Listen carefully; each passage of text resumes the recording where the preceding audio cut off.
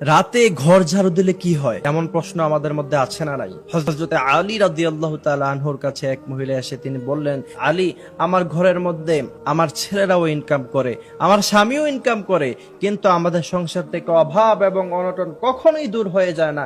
আলী রাদিয়াল্লাহু তাআলা আনহু ওই মহিলাকে প্রশ্ন করলেন, তোমরা যখন ঘরকে পরিষ্কার করো তখন কখন পরিষ্কার করো?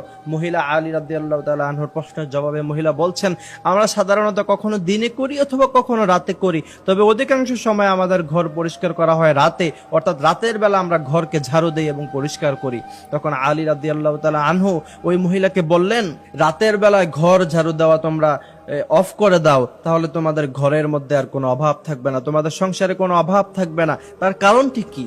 আলী রাদিয়াল্লাহু তাআলা আনহু এমনটি মহিলাকে কেন বললেন, সেটাও একটা প্রশ্ন আছে না নাই?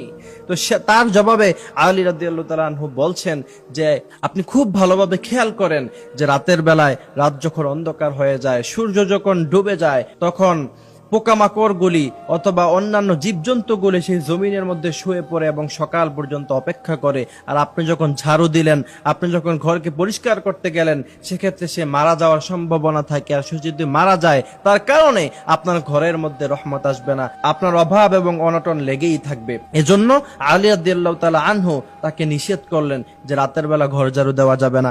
এবং তারপরে আলী রাদিয়াল্লাহু তাআলা আনহু ওই মহিলাটাকে দুইটি উপদেশ দিলেন। তার মধ্য থেকে একটি উপদেশ হলো, সবসময় সাদাকা করবা। তোমার কাছে টাকা কম থাকুক তখনও সাদাকা করো। 10 টাকার আপনার ক্ষমতা আছে, সেটাও আপনি সাদাকা করেন। আপনার 20 টাকার ক্ষমতা আছে, সেখানেও আপনি সাদাকা করেন। আবার 1000 টাকা দেওয়ার ক্ষমতা আছে, আপনি 1000 টাকা দিয়ে সাদাকা করেন।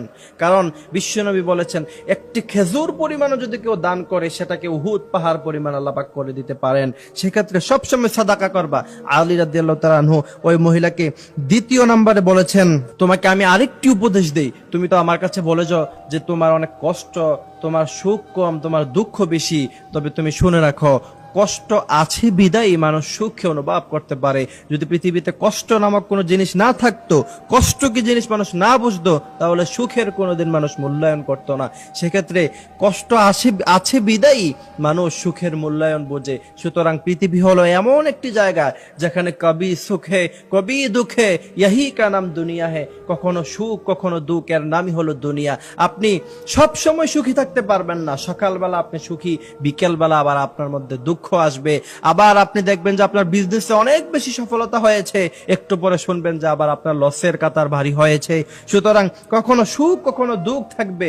দুঃখ আছে বিধায় মানুষ সুখকে অনুভব করতে পারে। দুইটি উপদেশ তিনাকে দিলেন এবং বললেন যে রাতের বেলা তুমি ঘর ঝাড়ু দিও না, কারণ রাতের বেলা যদি ঘর ঝাড়ু দাও, সেই ঘরের মধ্যে অভাব এবং অনটন লেগেই থাকবে।